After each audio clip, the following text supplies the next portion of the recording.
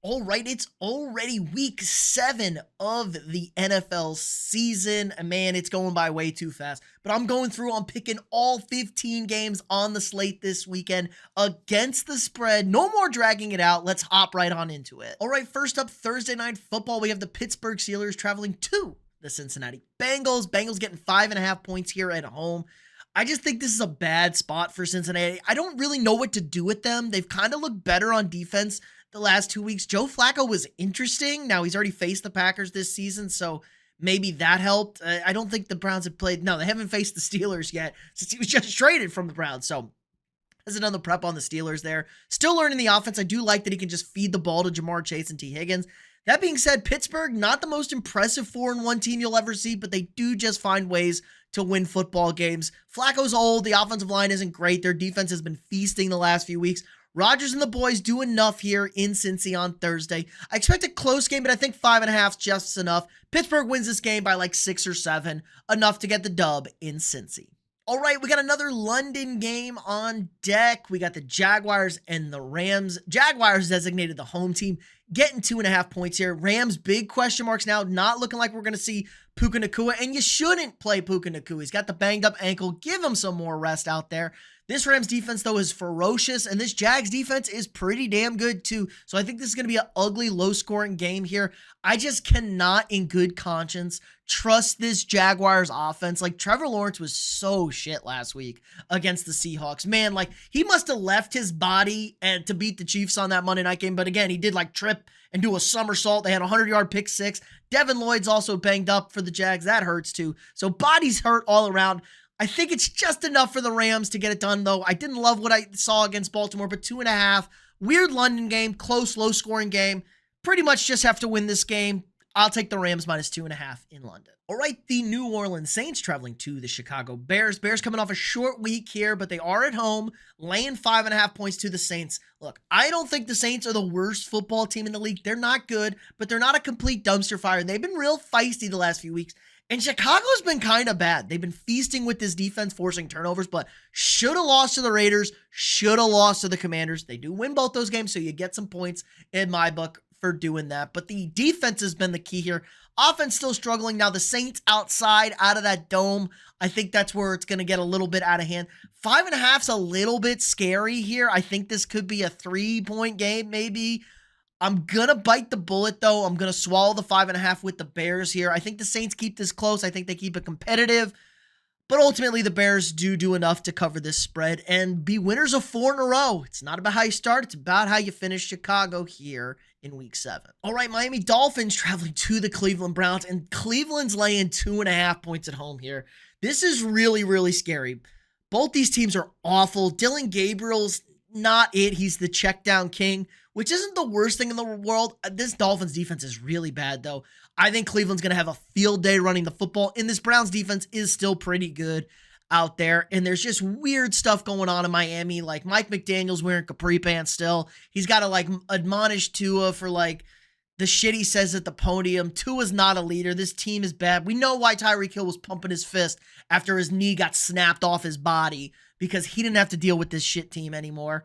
I'm going to take the Browns, 2.5 point favorites. They're going to cover this spread. I think this is a more competent football team than the Miami Dolphins. And that's kind of been our key this year. Shit game against 2 shit teams. Go with the home team. It's been pretty well for us so far. Okay, this is an interesting one. Mike Vrabel and his New England Patriots are traveling to his former squad, the Tennessee Titans. Tennessee 7.5 point dogs at home. They did just fire their head coach, Brian Callahan. So we got a little new coach theory, a little new coach juice. Gives you a little bump here. This is a big, scary number, but Drake May's been lights out. This is the #1 Drake May stan club. I'm so sick my Vikings didn't go and trade up and get him because I wanted him more than anything. But the Patriots are not going to let the Mike Vrabel lose this game to the Titans. Titans had to pre-fire their coach, so if Vrabel didn't embarrass them. The number's a little scary, but Tennessee's just been really kind of dreadful this year. Their offensive line is bad. Their skill position hasn't been good. The running hasn't been good. Almost nothing for this team besides Jeffrey Simmons has been good. So give me the Patriots here in an ass kicking. Kind of scared with the 7.5 because, again, the Patriots kind of play close games against teams. They're a little weird. Again, it was close against the Saints last week. in New Orleans, but I think this is a little bit of a revenge get back spot, and the Titans should have never fired Mike Vrabel. Patriots laying the 7.5. All right, the Raiders are traveling to the Kansas City Chiefs. Chiefs are laying 12.5 here at home. And Vegas has been kind of feisty the last few years against Kansas City, especially at Kansas City. But the Pete Carroll, Geno Smith experiment really hasn't worked. The Chiefs are kind of rolling now. They've got their mojo back, especially on offense. Patrick Mahomes has been excellent this year. He'd be number 2 in MVP for me. Kind of kept this team afloat. Defense is getting better. The big thing here, Rashee Rice is back for the Chiefs this week. This is just going to completely open up the offense. I think this is another get-right spot for the Chiefs. They just feel good. The emotions are high. They moved to 4-3. All they had to do was win one of their one-score games early in the season. They're 0-3. This could easily be a 4-2 team, and we'd feel so much better moving to 5-2. But I think they get it done. I think they trounce the Raiders this week. Not going to be ready. Geno has a couple of more picks here. No Brock Bowers again.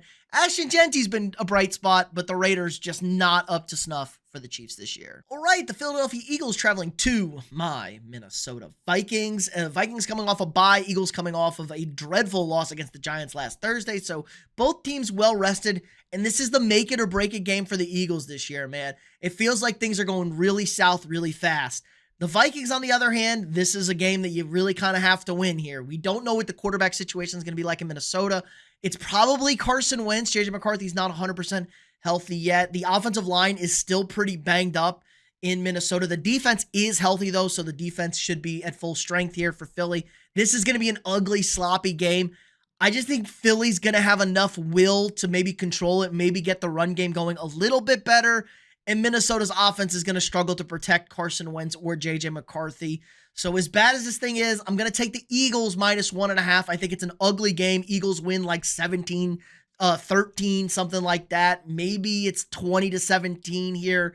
Could be a very ugly one in Minnesota this weekend. All right, the Carolina Panthers and the New York Jets. The Jets getting 1.5 points here at home, coming back from London, and they are a complete dumpster fire, man.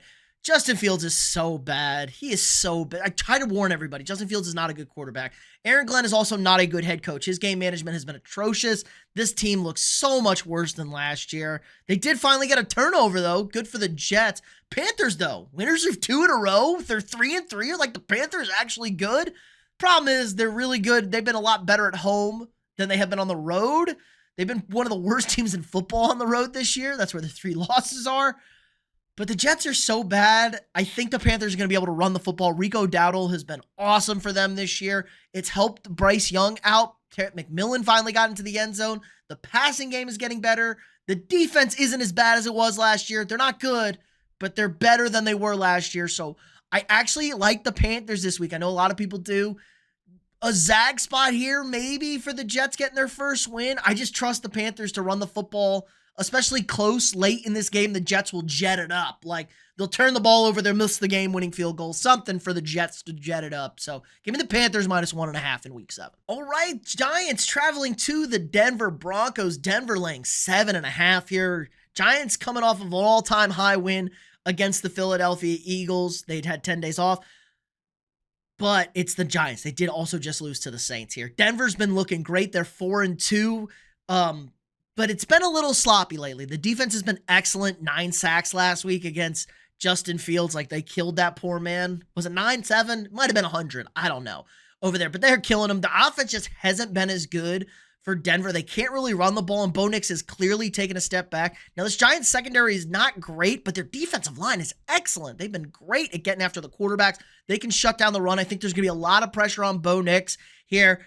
Let's pump the brakes on Jackson Dart and Cam Scatterbo. Like, they're fun. Cam Scatterbo is pretty good. Jackson Dart's still got a lot of work to do. The Denver Broncos are going to win this game, but I'm going to take the Giants getting 7.5 points here. I think it's a close game. Denver, a lot of travel. They're kind of worn out. They're already talking about the travel. Defense wins this game once again. Broncos win. Giants cover the 7.5.